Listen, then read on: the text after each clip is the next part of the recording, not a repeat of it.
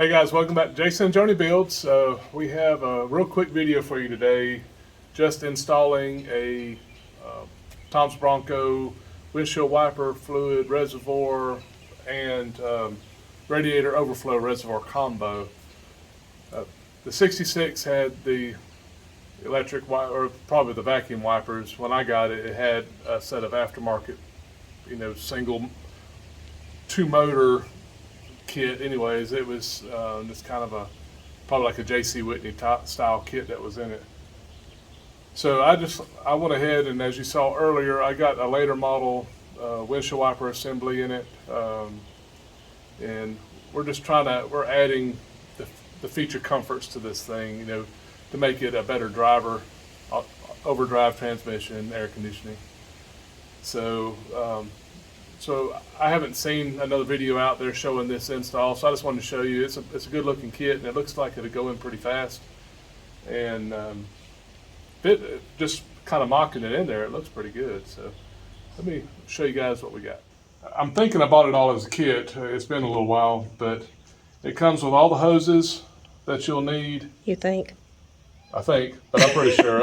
I've kind of messed with it already.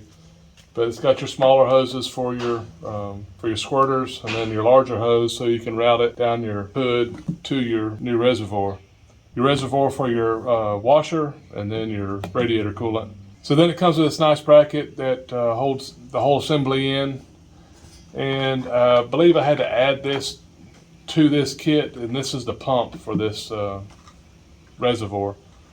Again, you guys might end up telling me, look, that's what came in all of them. I don't know. I don't remember seeing it look just like this, but we're going to install it, and we'll have a good washer system. So I guess first thing we need to do is go ahead and install our pump. And it's got a little pigtail, a retainer, and then just a little electric motor pump assembly. Your pump is actually in here. You see it's got a little recessed cavity that your impeller goes into. So to me, it doesn't look like there's any up or down. It just needs to get pushed in. So I'm gonna put a little soapy water on this so it'll slide in a little easier. Okay, to clarify, what I was saying, this can go in either way. Is what I was telling Joni is that it can go in. It doesn't matter which way you turn it. Your pump. Ruh-roh. Huh? That's not worth a poop. Well, let's see what happened here.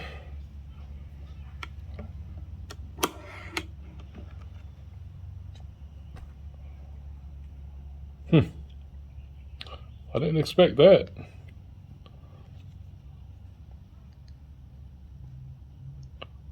Okay, it's got a little square shaft.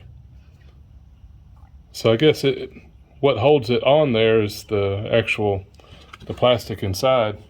So don't do like I just did. Don't try to pull it back out. Me sitting there messing with it. So when you go in with it, just go straight in. All right, I've just got some soapy water.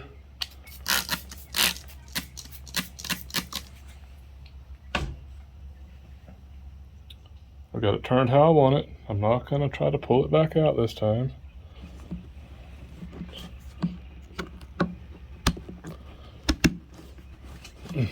Okay, let's see if I can see it inside. I can look. You won't be able to because it's got a grill, but I can see the black rubber part of the motor, and it's really close. Yeah, it won't go any. It's not going to go in any further. And there's a little ridge right in here, so you can't push it any further here either. All right, so now that we got our pump in there, it has this retainer ring, and I think I'm only going to have one shot at this. Usually they're cupped, but this one's pretty flat. So what I did was just found a socket that would slide over the little pump motor there. And I'm going to use that to push this retainer in. Let's see if I can get it started.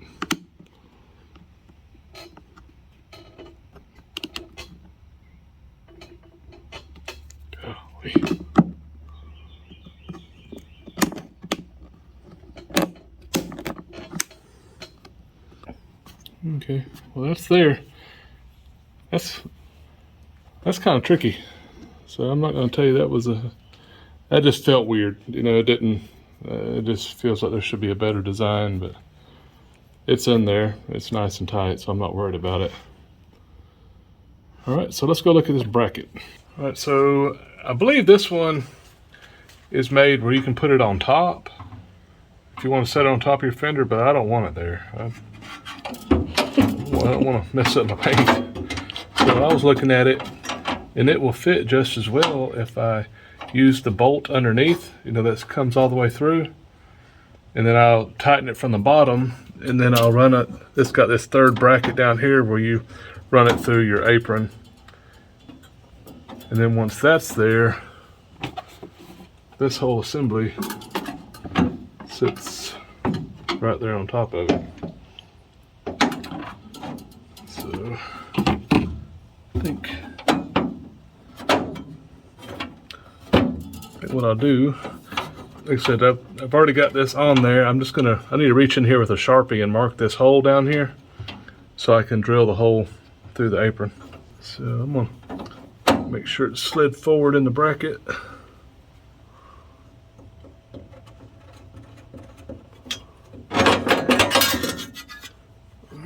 Right there.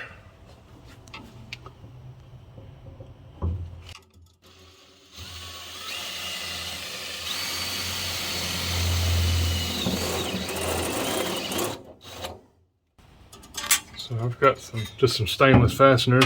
Put it on with.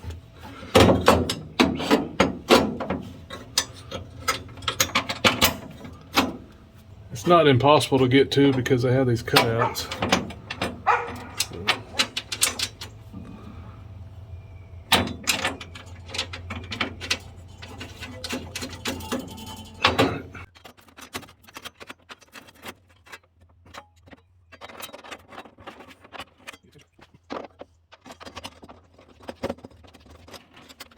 Okay, so that bracket's in there nice and tight.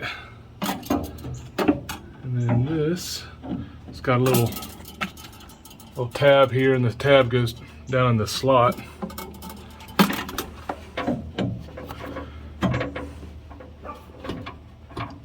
And then it fits just like that. That really is a, you know, clean installation. You know, it fits nice. Hopefully it'll do the job. I just need to get 2 bolts right here. Get those put in real quick. And then again, I'm just using stainless fasteners. Same type I've been using all over. Like Joni was saying, this is what kind of breaks the budget on these builds. Seems like she says I'm constantly having to go and get more hardware. And I tell you what, it is expensive. Yeah, you had a little bitty bag yesterday, and what was it, like $50-something? $50, yep. We'll get to that budget video, guys, here soon. You probably don't want to know. I'm not sure that I want to know. That looks like that's fun to get to. Well, I could say this has been easier. Just kind of patting your head and standing on a ball and juggling. That's okay though. Lord have mercy, that thing's a mile long. It's a 1-inch bolt, but it seems like it's going forever. 10 hours later. Yeah, you don't have to. So I'm just going to tighten these bolts. All right, well that's it. I think it looks really nice. It does. It looks nice. It's symmetrical. You know me, I like things straight. I'm not going to hook the hoses up yet because, you know, of course, you know, they just go up here to your squirters on your hood. I'm not ready to route the hose because I still have to get the booster and the steering in, and I just want to make sure I get that like I want it. More than likely, you know, I'll run it around somewhere, come up through here and into it. But there's something I was gonna, the one issue I did see with this, I want to go ahead and make mention, is my radiator cap is on the left side, also with my overflow. So what I have is a piece of 5/16 NICOP, and what I'm doing is I'm going to mount that, run it across the front, up underneath the latch assembly. So I'll put a grommet through here so it'll come out, and I can hook my hose into this rod. What? Is this some more Jasoneering? Well, I'm making it work, and it'll look nice. It'll look like it was supposed to be there. And I'll put some nice 90-degree turns, and then you just have a short piece of rubber hose from here to this piece. So here's your connection. So from there to all the way over here. All that to say. All that so we don't spill it on the ground and look like it was 1966. So anyways, it's coming together. Like I said, piece by piece. I'm feeling a lot better about it. Feeling a lot better about making the show. So we really do hope to start wiring next week. So I've been getting a lot of stuff that I really have been dreading done this weekend. So we're about there. You excited? Yes, it's about time. It's been about time. I'm excited. So, and I'm also about ready to quit. We've had a big weekend on this thing, so I think I'm about to wrap it up for the day. So appreciate you guys hanging in there with us today, and we will see you on the next one. You guys take care.